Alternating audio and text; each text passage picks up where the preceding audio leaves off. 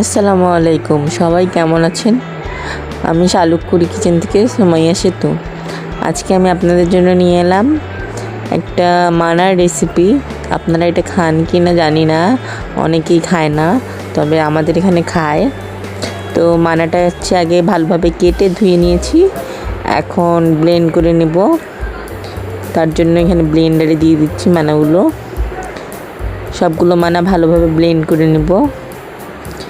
Blend করা হয়ে গেল, দেখতে পাচ্ছেন মিহি করে ব্লেন্ড করেছি।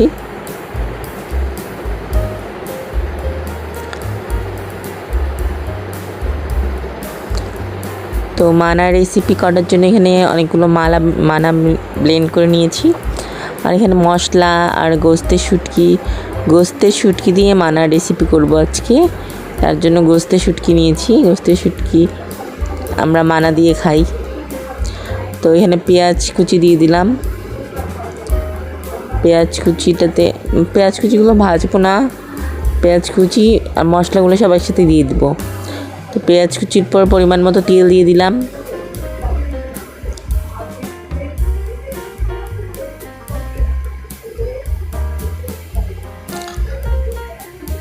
এখন সব মশলাগুলো দিব: লবণ, গুঁড়া মরিচ, আদা বাটা, রসুন বাটা, গরম মশলা, জিরা, হলুদ, সবগুলো পরিমাণ মতো দিয়ে দিব।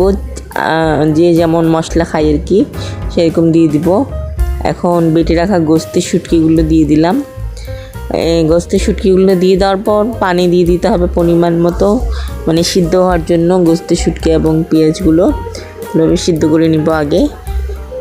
গোস্ত মানে একবারে মাখিয়ে দিয়ে দিবেন পানি সহ। তো এখন কিছু তেজপাতা দিয়ে দিলাম। আর এখন গোস্তের শুটকিটা সিদ্ধর জন্য দিয়ে দিলাম। একবারে পানি শুকিয়ে যাবে তখন আমরা নাড়ব। তো কিছুক্ষণ পর আসলাম, গোস্তের শুটকিটা দেখতেছি হয়ে গেছে, পানি শুকিয়ে গেছে।